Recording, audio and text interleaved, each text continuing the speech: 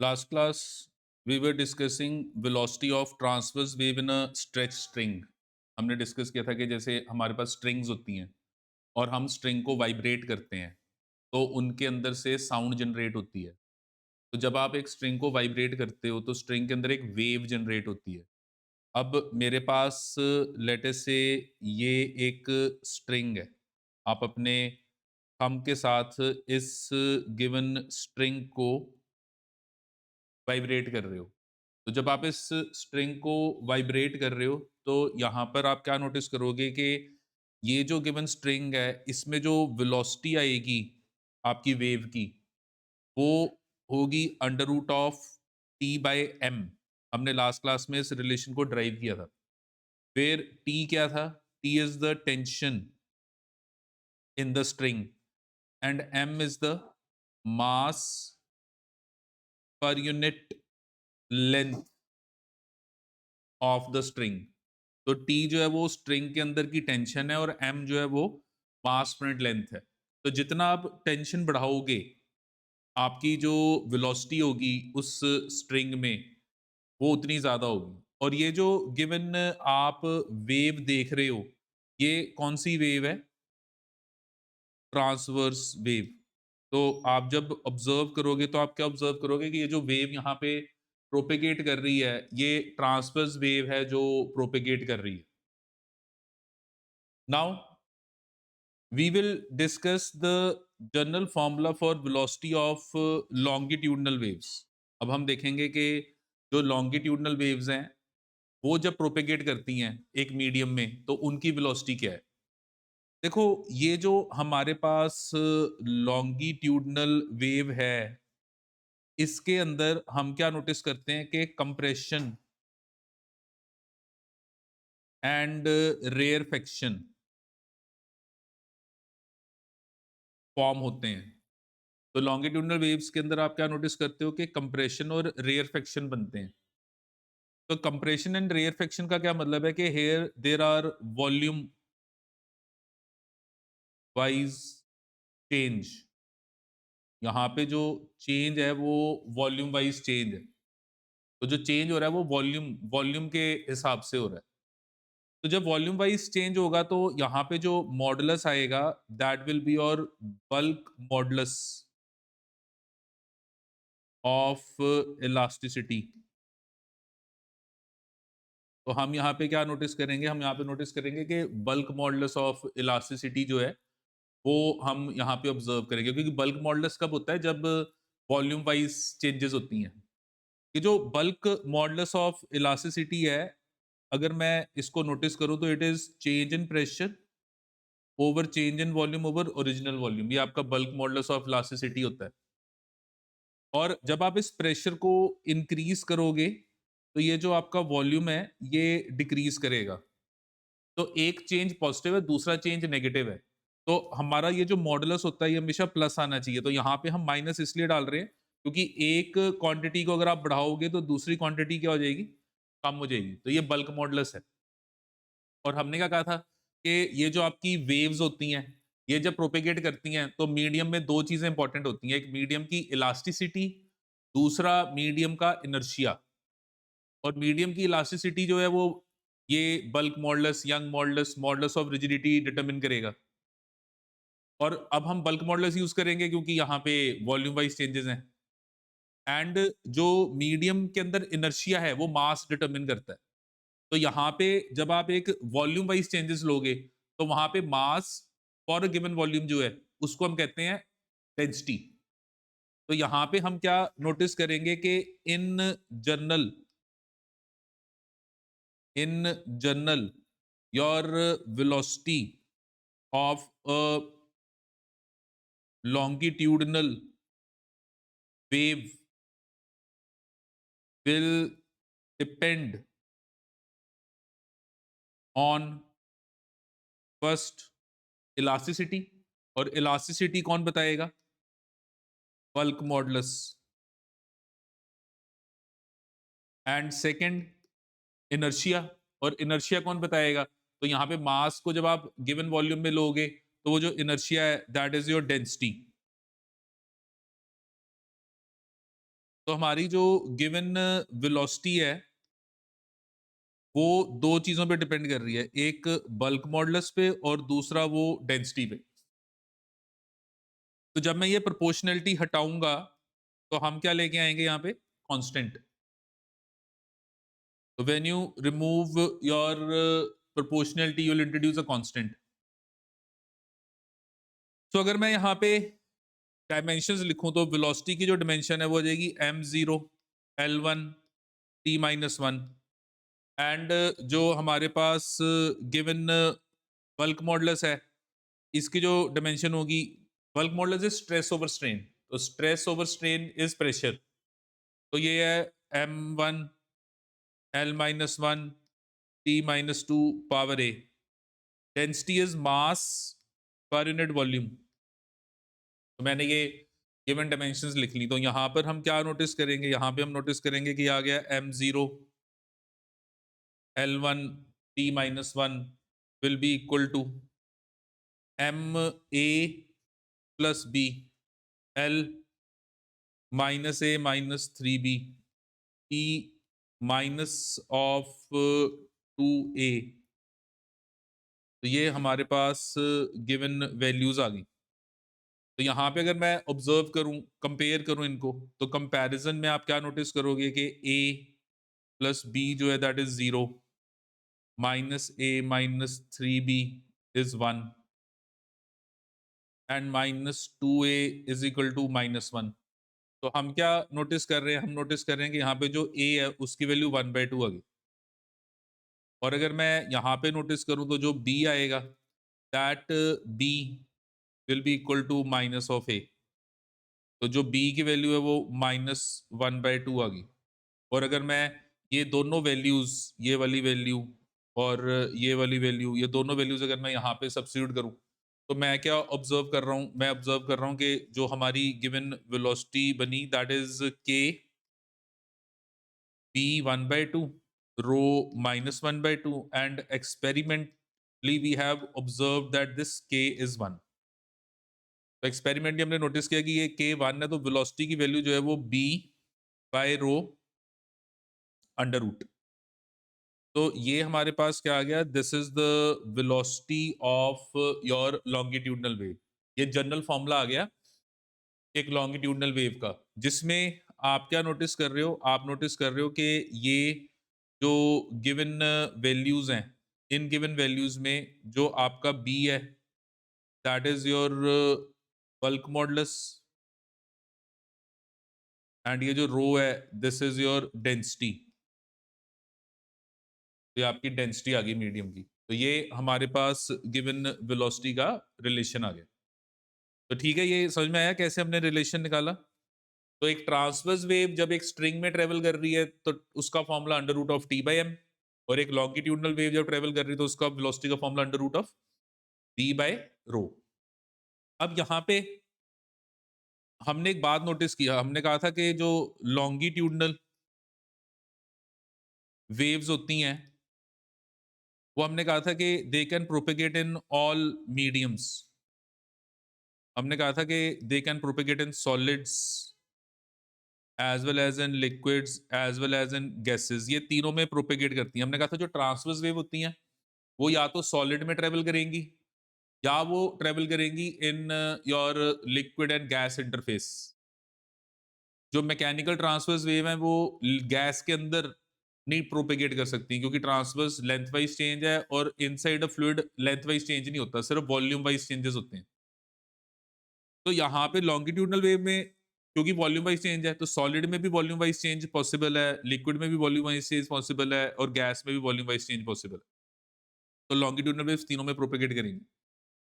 अब यहाँ पे अगर आप ऑब्जर्व करो तो हम क्या नोटिस करते हैं कि बल्क मॉडुलस इन सॉलिड्स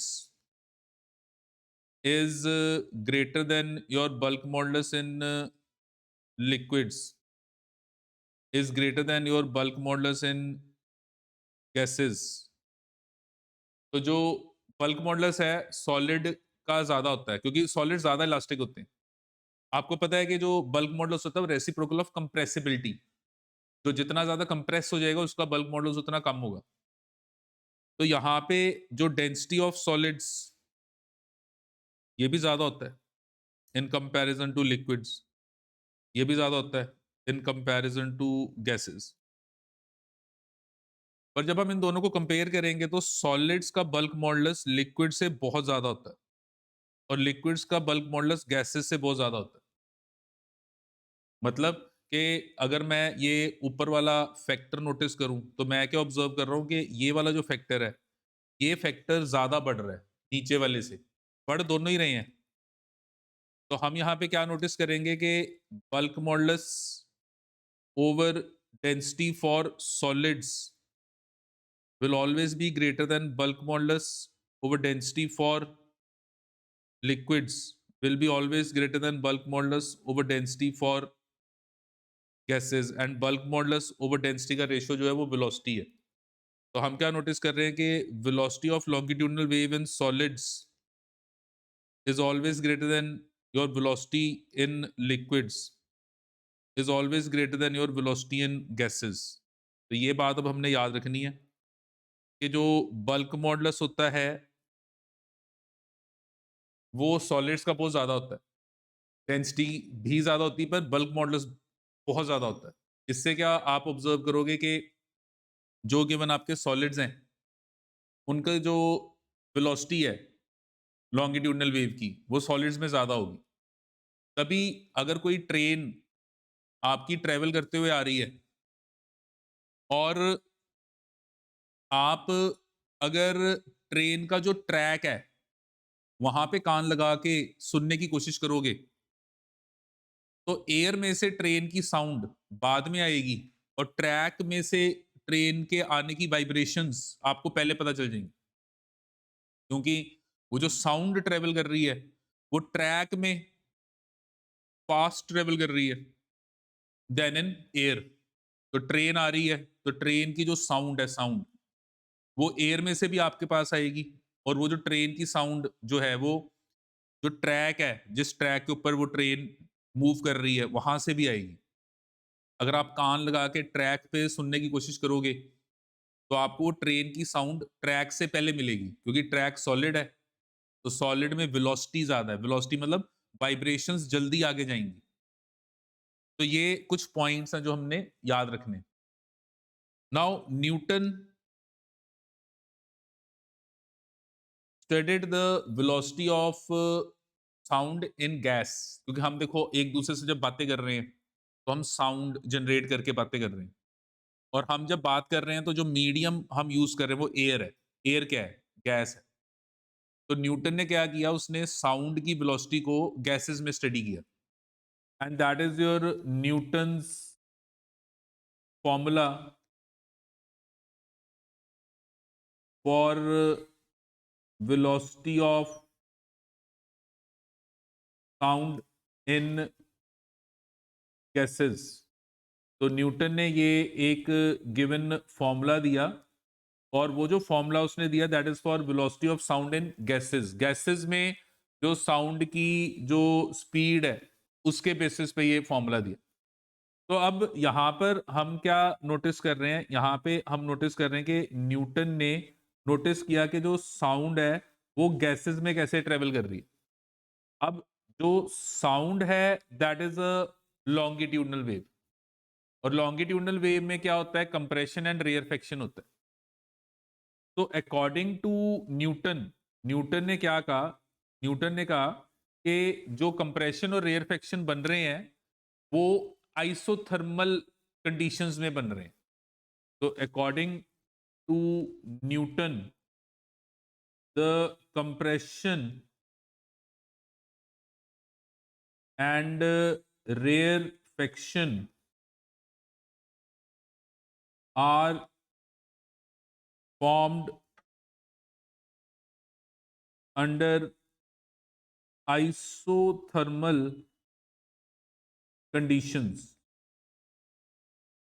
तो कंप्रेशन और रेयरफेक्शन जो बन रहे हैं वो कौन सी कंडीशंस में बन रहे हैं? आइसोथर्मल कंडीशंस में बन रहे हैं। तो ये जो चीज है ये न्यूटन ने ऑब्जर्व की। तो this is your Newton's assumption, ये न्यूटन की अजम्पशन होगी। तो दिस इज न्यूटन्स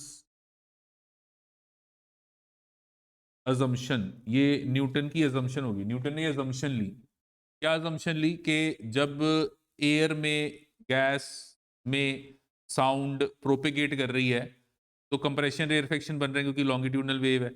वो जो कंप्रेशन रेयरफेक्शन बन रहे हैं वो कौन से कंडीशन में बन रहे हैं? आइसोथर्मल कंडीशन में बन रहे हैं।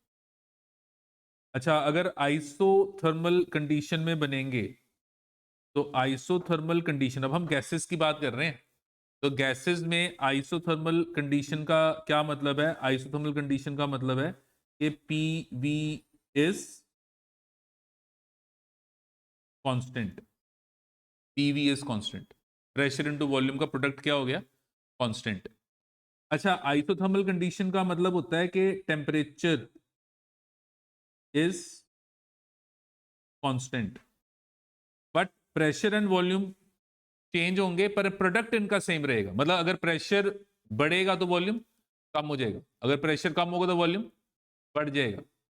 तो ये दोनों यहाँ पे वेरिएबल हैं, और अगर मैं इसको डिफ्रेंशिएट करता हूं तो डिफ्रेंशिएटिंग बोथ साइड्स, तो अगर मैं इनको डिफ्रेंशिएट करूं तो देखो, इसको अगर आप डिफ्रेंशिएट करोगे तो आपने पहले लेटर से प्रेशर को कांस्टेंट माना तो ये डीवी, प्लस फिर वी को कांस्टेंट माना डीपी, क्योंकि दोनों वेरिएबल हैं, कांस्टेंट को डिफ्रेंशिएट करोगे तो जीरो।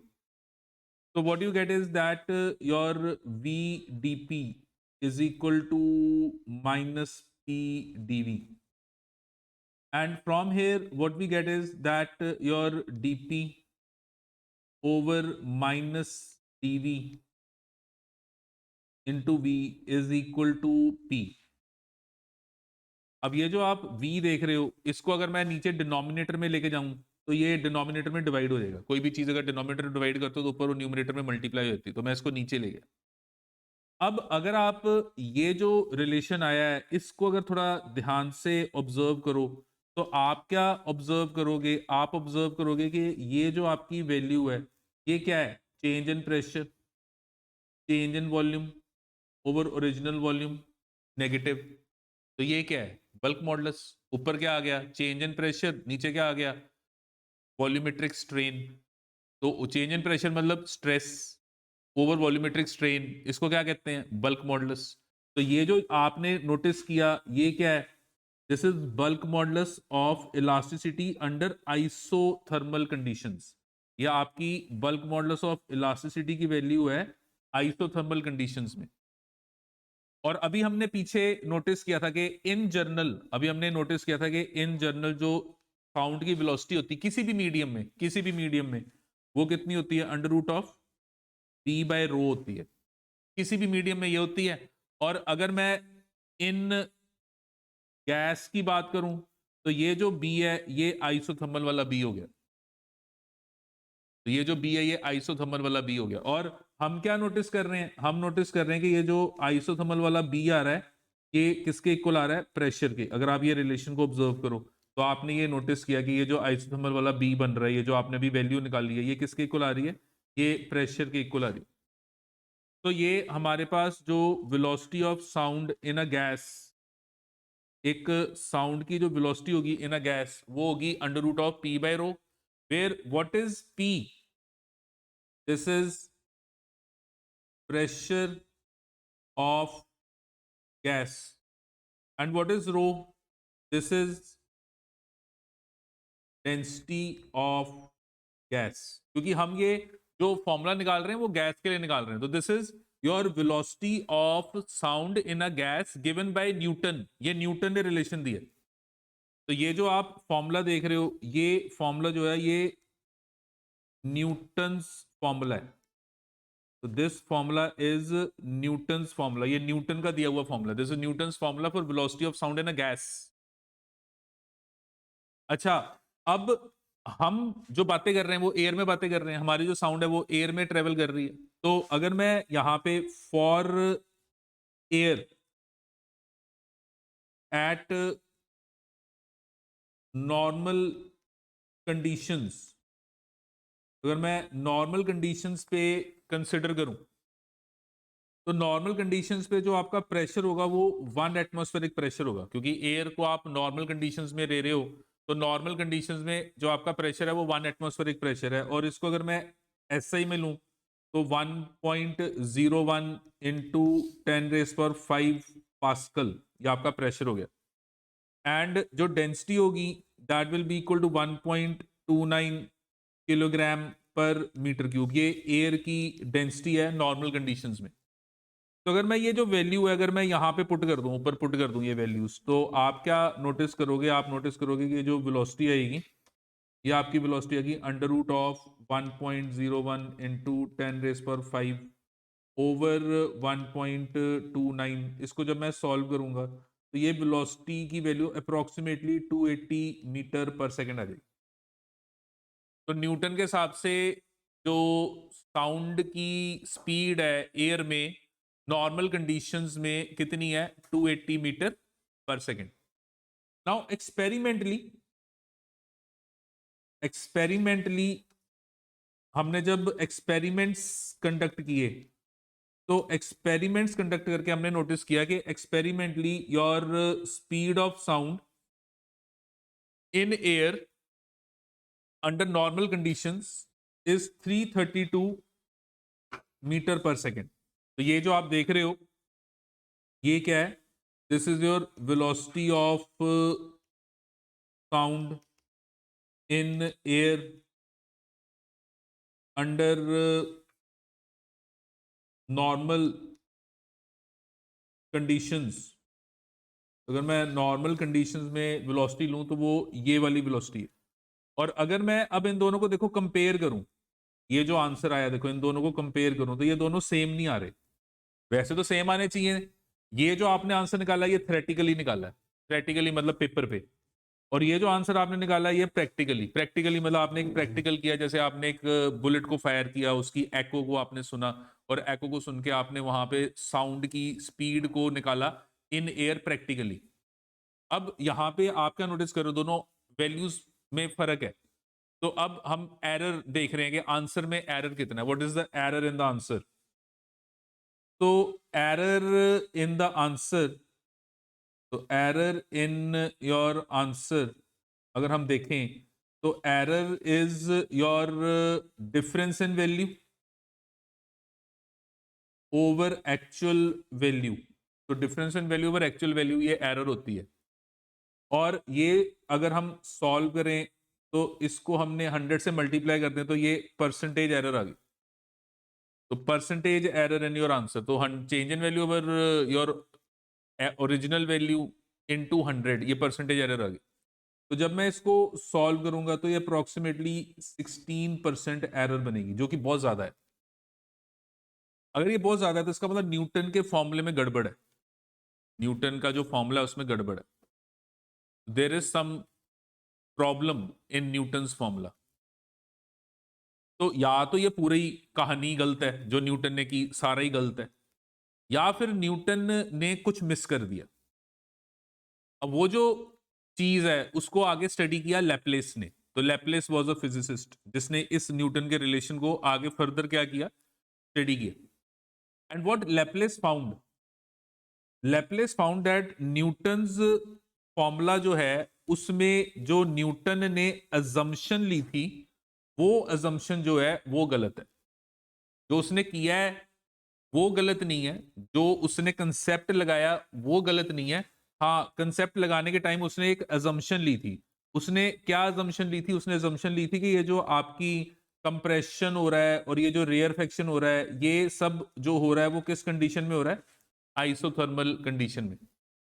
पर लैपलेस कहता है कि यार जब हम लेटर से साउंड को देखें, ऑब्जर्व करें, जैसे मैं बोल रहा हूं और आप मुझे सुन रहे हो, तो जैसे ही मैं बोल रहा हूं आप वैसे ही मेरी साउंड सुन रहे हो। क्यों? क्योंकि साउंड की जो स्पीड है वो है 332 मीटर पर सेकंड इन नॉर्मल कंडीशन। मतलब एक सेकंड में साउंड ने कितना डिस्टेंस ट्रेवल करना है? 332 मीटर।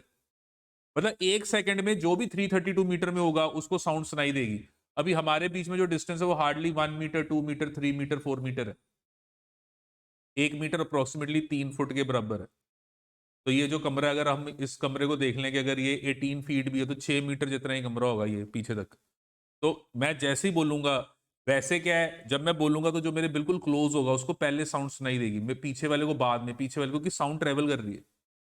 पर ऐसे नहीं होता। सबको लगता है कि हमें तभी एक एक हमें लगता है कि एक ही टाइम पे हम सब सुन रहे हैं। क्यों? क्योंकि साउंड इतनी फास्ट ट्रेवल कर रही है कि with in fraction of seconds वो बहुत ज्यादा डिस्टेंस ट्रेवल कर लेती है, सबको वो डिस्टर्बेंस मिल जाती है। तो लैपलेस ने कहा कि यार ये प्रोसेस बहुत फास्ट हो रहा है आपके और मेरे बीच में, जब साउंड ट्रेवल कर रही है तो वो इतना फास्ट ट्रेवल कर रही है कि वो जो कंप्रेशन और रेयरफेक्शन है वो बहुत जल्दी जल्दी बन रहे हैं। और हमने जब थर्मोडायनेमिक्स पढ़ा था तब हमने स्टडी किया था कि कोई भी चीज जब फास्ट होती है तो वो सडन प्रोसेस है, और सडन प्रोसेस में क्या होता है, आपका जो गिवन प्रोसेस होता है वो एडियाबैटिक होता है। तो sudden processes are always adiabatic. तो ये जो प्रोसेस चल रहा है कंप्रेशन और रेयरफेक्शन, ये आइसोथर्मल नहीं है, ये क्या है, एडियाबैटिक है। तो हमने यहां पे क्या नोटिस किया, Laplace observed that assumption made by Newton is wrong। तो लैपलेस ने ये चीज ऑब्जर्व की कि न्यूटन ने जो अजम्पशन ली है वो क्या है, रॉन्ग है। The compression and rarefaction are formed under adiabatic conditions। तो जो कंप्रेशन और रेयरफेक्शन बन रहे हैं वो एडियाबैटिक कंडीशंस में बन रहे हैं। और हमें पता है कि जो एडियाबैटिक कंडीशन होती है उसमें पी वी रेस पर गामा जो है वो क्या होता है, कांस्टेंट होता है। तो एडियाबैटिक कंडीशन में पी वी रेस पर गामा जो है दैट इज कांस्टेंट। हाँ जी ठीक है, तो पी वी रेस पर गामा कांस्टेंट है। फिर what is gamma, ratio of CP and CV. ये जो रेशियो है CP and CV, this ratio is what, this is gamma. हाँ जी ठीक है। तो यहां पे अगर ये कांस्टेंट है तो अगर मैं यहां पे डिफरेंशिएटिंग बोथ साइड्स करूं तो आपके पास पी और वी जो है, देखो जब एडियाबैटिक कंडीशन होती है तो प्रेशर वॉल्यूम टेम्परेचर तीनों बदलते हैं, तो प्रेशर और वॉल्यूम दोनों वेरिएबल है यहाँ पे। तो अगेन पी और वी दोनों को मैं यहाँ पे डिफरेंशिएट करूंगा और मल्टीप्लाई हो रहा है। तो पहले मैंने यहाँ पे v को मान लिया कांस्टेंट, तो ये हो गया v की पावर गामा dp। फिर अब p को कांस्टेंट मान लिया, अब ये v रेस पर गामा को मैं डिफरेंशिएट करूंगा तो ये आ गया गामा v रेस पर gamma -1 into D, and differentiation of constant जो है वो क्या आ गया, 0। तो कांस्टेंट की डिफरेंशिएशन 0 बन गई। तो ये जो आपके पास रिलेशन है ये बन गया v रेस पर gamma dp is equal to minus gamma p v raise पर गामा -1 इंटू डी। अब ये जो क्वांटिटी इसको हम नीचे ले आए तो हमारे पास ये v रेस पर gamma dp over your minus v raise पर gamma -1 dv is equal to gamma into p। अच्छा अब आप एक चीज नोटिस करो, ये जो v और ये वाला v देखो बेस सेम है ना, बेस सेम है। तो अगर मैं वो नीचे वाले को ऊपर ले जाऊं तो उसकी पावर माइनस हो जाएगी ऊपर जाके, तो गामा -1 ऊपर जाके माइनस गामा +1 हो जाएगा। तो ये ऊपर जाके ये जो वैल्यू है ये वैल्यू आपके पास यहाँ पे गामा माइनस गामा +1, क्योंकि वो ये गामा -1 ये ऊपर जाके माइनस गामा +1 हो गया, तो ये कैंसिल हो गई, ये v की पावर 1 बन गई। क्लियर है, v की पावर 1। तो आपने नोटिस किया कि यहाँ पे v की पावर 1 बन गई और ये हमारे पास यहाँ पे ये माइनस, ये रिलेशन आ गया। और अगेन ये जो ऊपर आपको ये नजर आ रहा है ये क्या है, ये आपका न्यूमरेटर में अगर आप इसको डिनोमिनेटर में लेके जाओगे तो नीचे जाके ये डिवाइड हो जाएगा। तो अगर ये नीचे जाके डिवाइड हो गया तो आप क्या ऑब्जर्व कर रहे हो, आप ऑब्जर्व कर रहे हो कि आपके पास ये जो गिवन वैल्यू है, ये गिवन वैल्यू जो बनेगी that will be equal to dp over minus dv by v is equal to gamma p। हाँ जी ठीक है जी। तो आप क्या नोटिस कर रहे हो? आप नोटिस कर रहे हो कि ये जो गिवन रिलेशन आया, इस गिवन रिलेशन में ये change in pressure over change in volume और ओरिजिनल वॉल्यूम, ये क्या बन गया? ये आपके पास बन गया बल्क मॉडुलस। और ये जो आपने बल्क मॉडुलस निकाला, ये आपने किस पे निकाला? ये आपने निकाला अंडर एडियाबेटिक कंडीशन। तो ये जो बल्क मॉडुलस आया, ये बल्क मॉडुलस आ गया अंडर एडियाबेटिक कंडीशन। हाँ जी, ठीक है जी। तो हमारे पास ये बल्क मॉडुलस एडियाबेटिक कंडीशंस में आ गया। और अगर ये बल्क मॉडुलस एडियाबेटिक कंडीशन में आ गया, तो हमारे पास क्या बन गया? हमारे पास बन गया your bulk modulus under adiabatic condition is gamma times of P. ये हमारे पास आ गया। और हमने पीछे क्या नोटिस किया था कि velocity of sound in a gas is under root of B by rho. ये जनरल फॉर्मूला है, चाहे सॉलिड हो, चाहे लिक्विड हो, चाहे गैस हो, सबके लिए फॉर्मूला वैलिड है। And according to Laplace, according to Laplace, ये जो गिवन बी है, ये बी आपका हो गया अंडर एडियाबेटिक कंडीशन। और अब अगर मैं यहां पे v की वैल्यू पुट करूं, तो ये आ जाएगी gamma p by rho under root. ये आ गया gamma p by rho under root. हाँ जी, क्लियर है ये? Gamma p by rho under root. And यहां पर देखो, ये अब हमारे पास गिवन रिलेशन बन गया। This is your velocity of sound in a gas. ये जो रिलेशन बना, ये क्या बन गया? This is velocity of sound in a gas. अच्छा, अब अगेन हम जिस गैस में जनरली साउंड को प्रोपेगेट करा रहे हैं वो एयर है। तो अगेन अगर मैं इसको स्पेसिफिकली फॉर एयर लूं, तो for air under normal conditions, अगर मैं नॉर्मल कंडीशंस में एयर के लिए इसको स्टडी करूं, तो आप क्या नोटिस कर रहे हो कि जो प्रेशर होगा वो 1 एटमॉस्फेरिक प्रेशर है। And 1 atmospheric pressure is 1.01 10 raise पर 5 पास्कल। अच्छा, डेंसिटी जो है एयर की नॉर्मल कंडीशन में 1.29 किलोग्राम पर मीटर क्यूब। ये तो सेम वही है जो पहले लिया था। हाँ जी, गामा बीच में एक ऐड हो गया, और ये जो गामा की वैल्यू है एयर के लिए, this gamma is 1.4 for air. For air this gamma is 1.4। देखो हमने पीछे पढ़ा हुआ है कि गामा जो है ये एटॉमिसिटी पे डिपेंड करता है, mono atomic, di atomic, tri atomic. Air is a mixture of gas. जो एयर है वो क्या है? Mixture of gas. वैसे अगर मैं यहां पे गामा की बात करूं, तो जो गामा है वो है 1+2/n।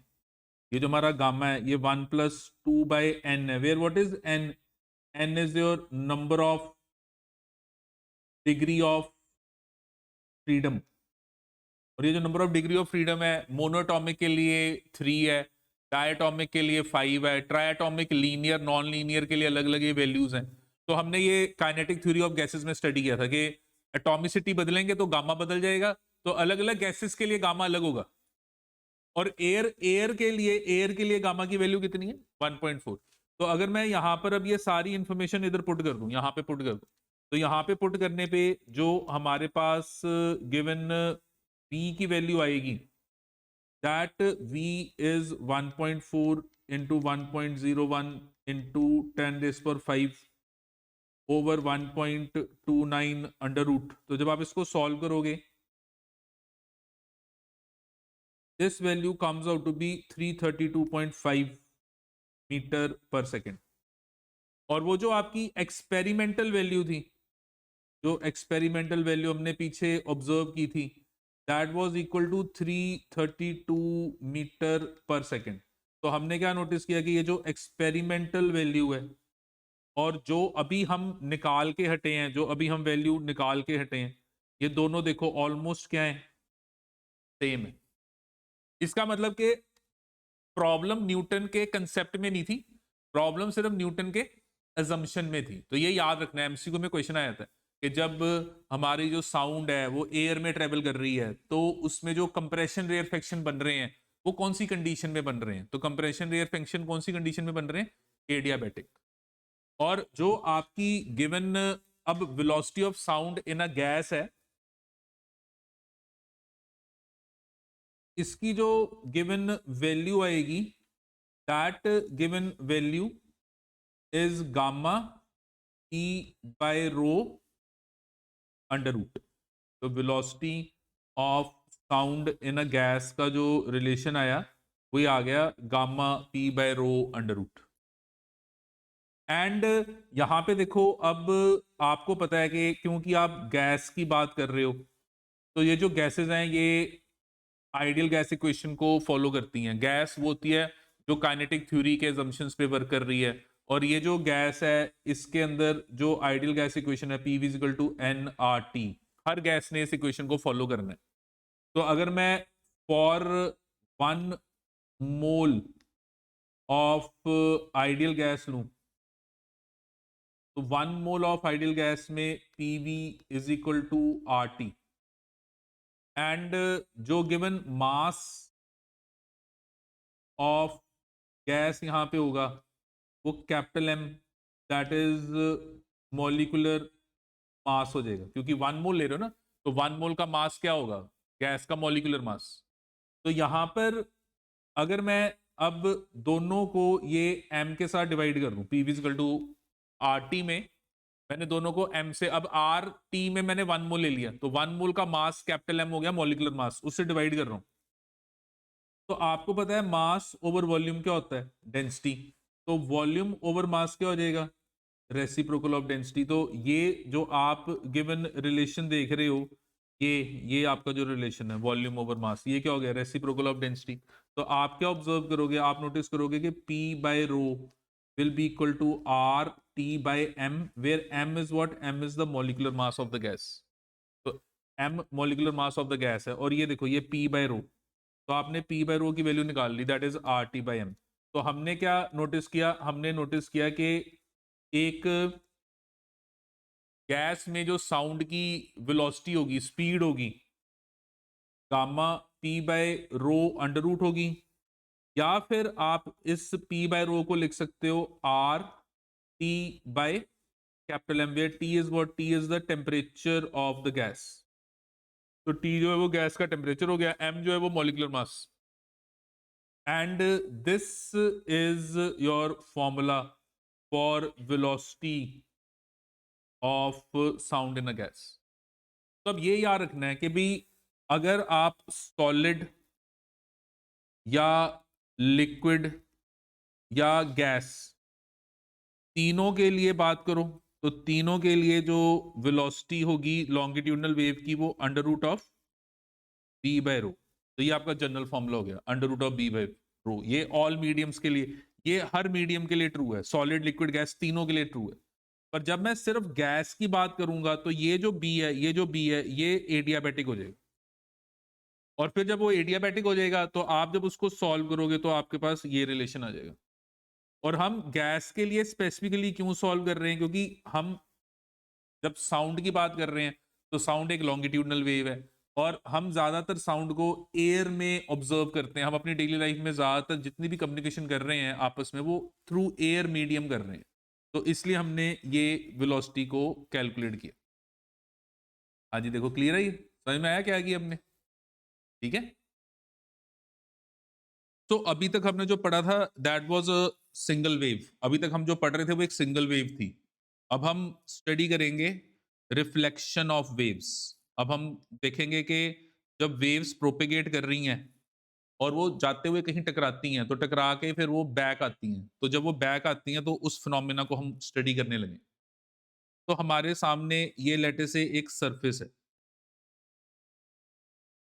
और इस सरफेस पे हम क्या नोटिस कर रहे हैं? ये हमारी एक वेव है जो ये ऐसे ट्रेवल कर रही है, और ये ट्रेवल करते हुए ये सरफेस को हिट कर रही है। तो ये हमारी इंसिडेंट वेव है। इंसिडेंट मतलब जो आके हिट कर रही है, तो ये हमारी इंसिडेंट वेव है, और ये जो इंसिडेंट वेव है ये सरफेस को आके टकरा रही है। और ये जो इंसिडेंट वेव है, जब सरफेस को आके टकरा रही है, तो टकराने के बाद ये वेव हमारी अब रिफ्लेक्ट हो रही है। तो ये हमारी अब रिफ्लेक्टेड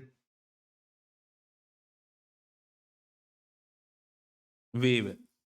तो हम क्या नोटिस कर रहे हैं? हम नोटिस कर रहे हैं कि ये हमारी इंसिडेंट वेव आ रही है और टकराने के बाद ये हमारी रिफ्लेक्टेड वेव जा रही है। तो sending back of disturbance by a surface is called reflection of wave. जब एक सरफेस के ऊपर आके डिस्टरबेंस टकराती है और वो जो सरफेस है उस डिस्टरबेंस को अब बैक भेज देता है, तो जब वो उसको बैक भेज देता है तो उसको हम क्या कहते हैं? Reflection of wave. On the surface जहां पे वेव आके टकराई, सरफेस पे जहां पे वो वेव आके आपकी हिट की, that is known as point of incidence. तो पॉइंट ऑफ इंसिडेंस वो पॉइंट है जहां पे वेव ने आके टकराना है। और उस जगह पे जहां पे आके आपकी वेव टकराई थी, अगर मैं इस जगह पर एक परपेंडिकुलर टू द सरफेस बनाऊं, तो ये जो आप लाइन देख रहे हो, this is your perpendicular on surface from point of incidence. तो वो जो पॉइंट ऑफ इंसिडेंस है, वहां से अगर आप मैं परपेंडिकुलर बनाऊं, तो ये जो 90 डिग्री ये जो लाइन मैंने बनाई वो इस सरफेस के ऊपर परपेंडिकुलर है from the point of incidence. तो इस लाइन को हम बोलेंगे नॉर्मल। इस लाइन को हम नॉर्मल बोलेंगे। And angle which your given incident ray will make with normal, ये जो एंगल ये इंसिडेंट रे नॉर्मल के साथ बनाया गया, इसको हम एंगल ऑफ इंसिडेंस कहेंगे। And angle which reflected ray will make with normal, इसको हम एंगल ऑफ रिफ्लेक्शन कहेंगे। And according to your laws of reflection, according to laws of reflection, हम क्या नोटिस कर रहे हैं?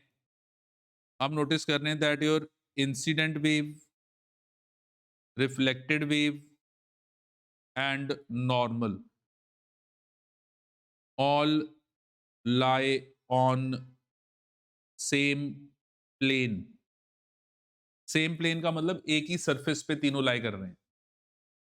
And second, angle of incidence is always equal to angle of reflection. तो जो एंगल ऑफ इंसिडेंस है ये हमेशा किसके इक्वल होगा? एंगल ऑफ रिफ्लेक्शन के। तो ये कुछ रिफ्लेक्शन ऑफ वेव्स का कंसेप्ट है जो हमने याद रखना है।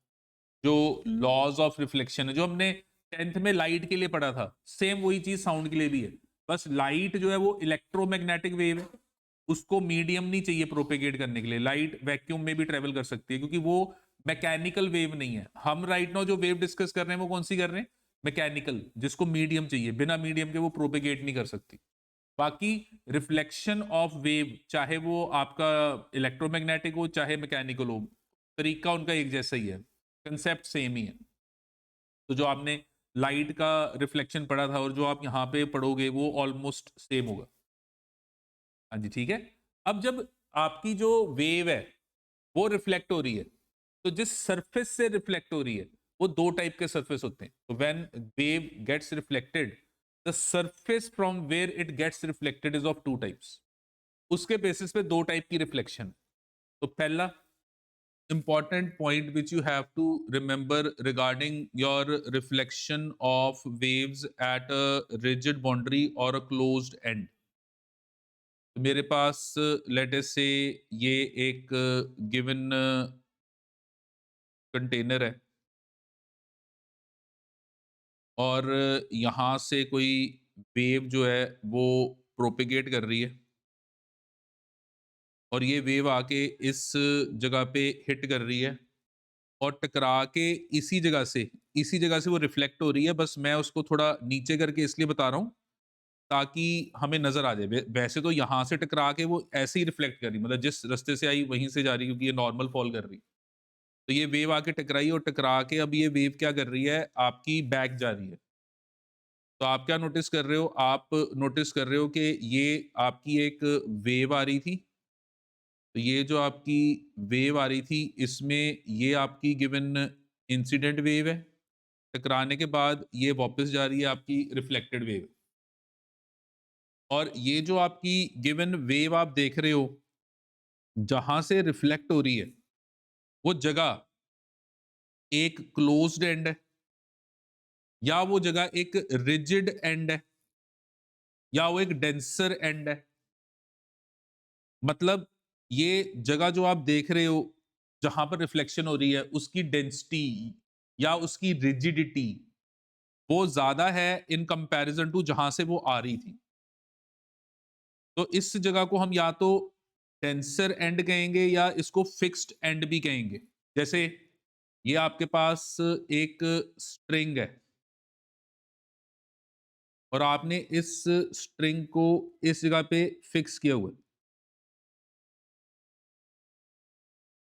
तो ये स्ट्रिंग को आपने यहाँ पे फिक्स किया हुआ है। तो अगर आपने स्ट्रिंग को यहाँ पे फिक्स किया हुआ है तो आप क्या नोटिस कर रहे हो कि ये जो आपका एंड है, this and is your rigid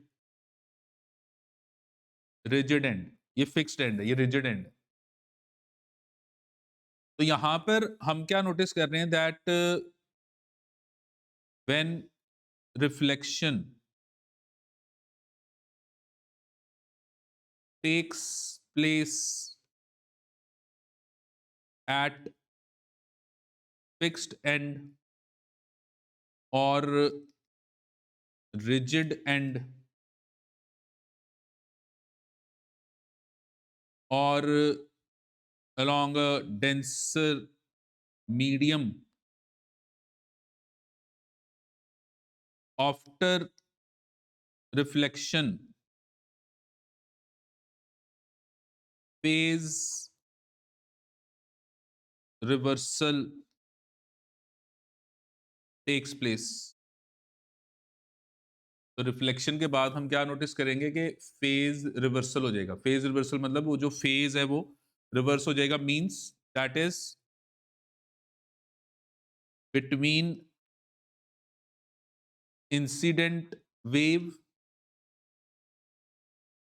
and reflected wave there is a phase difference of 180 degree. जो इंसिडेंट वेव है और जो आपकी रिफ्लेक्टेड वेव है, इन दोनों के बीच में कितना फेज डिफरेंस होगा? 180 का फेज डिफरेंस होगा। मींस अगर आप यहाँ पे देखो, ऑब्जर्व करो, जैसे ये आपकी स्ट्रिंग है और मैंने ये पॉइंट नोटिस किया, तो ये आपका पॉइंट है या आपने ये वाला पॉइंट नोटिस किया, तो आप ये वाला पॉइंट देख रहे हो और अभी ये स्ट्रिंग में आपने कोई वेव नहीं प्रोपेगेट कराई। अब आप यहाँ पे एक पल्स प्रोपेगेट करा रहे हो और ये आगे जा रही है। तो ये आपकी इंसिडेंट, ये एरो, ये इंसिडेंट वेव है। और टकराने के बाद ये देखो बैक आ रही है। तो ये टकराने के बाद बैक आ रही है। तो ये आपकी रिफ्लेक्टेड वेव है। और आप क्या नोटिस कर रहे हो? आप नोटिस कर रहे हो कि यहाँ पे आपका पार्टिकल पाई/2 का फेज है और यहाँ पे आपका जो पार्टिकल है, इसका जो फेज है वो 3 पाई/2, क्योंकि ये इसका पॉजिटिव एक्सट्रीम है और ये इसका नेगेटिव एक्सट्रीम है। तो आप एक ही सेम पार्टिकल को अगर देखो, तो ये पार्टिकल जो आ रहा था वो इंसिडेंट, अब ये जो वेव वापस जा रही है वो रिफ्लेक्टेड। सेम पार्टिकल को अगर आप देखो तो आप क्या नोटिस करोगे कि इंसिडेंट के हिसाब से जो फेज बन रहा है और रिफ्लेक्टेड के हिसाब से जो फेज बन रहा है, उसमें अगर मैं फेज डिफरेंस निकालूं तो वो 3 पाई/2 -पाई/2, that is pi radian phase difference आ जाएगा। मीन्स कि आप क्या नोटिस करोगे? आप नोटिस करोगे कि when ever there is reflection from your given closed end, your crest will be reflected back as trough. Your compression will come back as rarefaction. ये देखो, ये ऊपर जो आके टकरा रहा है वो क्रेस्ट है, और जो वापस जा रहा है वो ट्रफ है। तो जो चीज क्रेस्ट थी वो ट्रफ की तरह एक्ट करेगी, मतलब इंसिडेंट में जो क्रेस्ट था रिफ्लेक्टेड में वो ट्रफ बन जाएगा। इंसिडेंट में जो कंप्रेशन था वही जगह रिफ्लेक्टेड में क्या बन जाएगी, रेयरफेक्शन। तभी फेज रिवर्सल हो रहा है। तो crest will be reflected back as trough, compression will be reflected back as rarefaction. तो ये हमने याद रखना है। हाँ जी, ठीक है। तो यहां पर अगर मैं इंसिडेंट वेव इक्वेशन लूं, तो जो वेव जा रही है, तो अगर मैं ये जाती हुई ये वाली डायरेक्शन हमारी पॉजिटिव एक्स है, तो जो वेव जा रही है इसकी इक्वेशन होगी R sine omega T minus K X. Minus क्यों लिखा मैंने, बिकॉज हमारी वेव की direction and positive axis same है। हमने कहा था जब दोनों सेम हो तो यहां पर माइनस आएगा। ये हमारी इंसिडेंट वेव, तो ये इंसिडेंट वेव इक्वेशन है। और जो रिफ्लेक्टेड वेव वापस आ रही है टकराने के बाद, ये जो रिफ्लेक्टेड वेव वापस आएगी इसकी इक्वेशन हो जाएगी आर साइन ओमेगा टी। अब देखो इसकी डायरेक्शन जो है ये पॉजिटिव एक्स के ऑपोजिट है। ये जो वेव जा रही है ये पॉजिटिव एक्स के ऑपोजिट जा रही है। तो अगर ये ऑपोजिट जा रही है तो यहाँ पे क्या आ जाएगा, यहाँ पे हमारे पास आ जाएगा प्लस के एक्स। तो माइनस का प्लस क्यों हो गया, क्योंकि हमने पहले भी डिस्कस किया था कि वो जो माइनस के एक्स और प्लस के एक्स के अकॉर्डिंगली आपकी डायरेक्शन डिसाइड होती है कि आपकी वेव किस डायरेक्शन में जा रही है। एंड साथ में प्लस पाई। अब ये पाई क्यों आया, ये पाई इसलिए आया बिकॉज हमारे पास क्या हो रहा है, फेज रिवर्सल हो रहा है। जब हमारी गिवन वेव टकरा के वापस आएगी और डेंसर एंड से वापस आएगी, कहां से वापस आएगी, डेंसर एंड से, तो आप यहां पर ये वाला फैक्टर ऐड करोगे। ये माइनस का प्लस इसलिए हुआ क्योंकि वेव की डायरेक्शन बदल गई, और ये फाई आर ने इसलिए डाला क्योंकि दोनों के बीच में जो फेज डिफरेंस है वो कितना आएगा, 180 डिग्री। तो दोनों के फेज का डिफरेंस, एंगल का डिफरेंस कितना आएगा, 180। तो इसलिए आपने ये पाई यहाँ पे इंट्रोड्यूस किया। तो ये हमारे पास एक इंपॉर्टेंट पॉइंट आ गया जो हम याद रखेंगे कि जब भी रिफ्लेक्शन होगी डेंसर एंड पे रिफ्लेक्शन इस तरीके से होगी। हाँ जी, क्लियर है, डेंसर एंड की रिफ्लेक्शन समझ में आ गई। Now when reflection of wave takes place at open boundary और at an open end, open boundary, open end या रेयर मीडियम, जैसे हमारे पास सपोज ये एक गिवन ऐसे पाइप है और इस पाइप में मैंने यहां से एक वेव को प्रोपिगेट कराया, वेव यहां आई। अब यहां पर आप क्या नोटिस कर रहे हो, यहां पर आप नोटिस कर रहे हो कि देखो इधर भी एयर है पर, और इधर भी एयर है, दोनों जगह एयर है, लेकिन यहां वाली एयर थोड़ी सी रिस्ट्रिक्टेड है और यहाँ पे एयर को बहुत जगह मिल रही है घूमने की। आपको पता है कि जब एयर को बहुत जगह घूमने के लिए मिलेगी तो वो फैल जाएगी। तो अगर वो फैल जाएगी तो यहाँ पर आप क्या नोटिस कर रहे हो, यहाँ पे आप नोटिस कर रहे हो कि एयर की डेंसिटी यहाँ पे ज्यादा होगी और इस जगह पे एयर की डेंसिटी कम होगी। तो डेंसिटी का डिफरेंस आ जाएगा, और डेंसिटी का डिफरेंस आने के कारण क्या होगा, यहाँ से आपकी वेव बाहर तो जाएगी जाएगी, उसका कुछ पोर्शन बाहर जाएगा। बाहर क्या जा रहा है मैं उसको नहीं पढ़ रहा, पर कुछ पोर्शन टकराने के बाद क्या हो जाएगा, रिफ्लेक्ट हो जाएगा। और कुछ पोर्शन जब रिफ्लेक्ट होगा तो ये आपकी इंसिडेंट वेव है और जो वापस आ रही है वो आपकी रिफ्लेक्टेड वेव है। और यहाँ पे जो आपकी रिफ्लेक्शन हो रही है, this reflection is taking place at your open boundary. ये जो रिफ्लेक्शन है ये ओपन बाउंड्री पे हो रही है, ये ओपन बाउंड्री पे आपकी रिफ्लेक्शन हो रही है। और ये देखो यहाँ पर आपने इसको हुक बना के रखा हुआ है, पर ये जो हुक है ये आसानी से अप डाउन हो सकता है। पीछे आपने क्या किया था, इसको टाई किया हुआ था, इसको ऐसे फिक्स किया हुआ था। अब ये फिक्स नहीं किया हुआ, अब इसको ऊपर से ऐसे डाला हुआ है और ये जो हुक है ये अपन आसानी से ऊपर नीचे मूव कर सकता है। तो अगर ये आसानी से ऊपर नीचे मूव कर सकता है तो ये आपका ओपन एंड है। तो when reflection takes place when reflection takes place at open end or your rarer medium,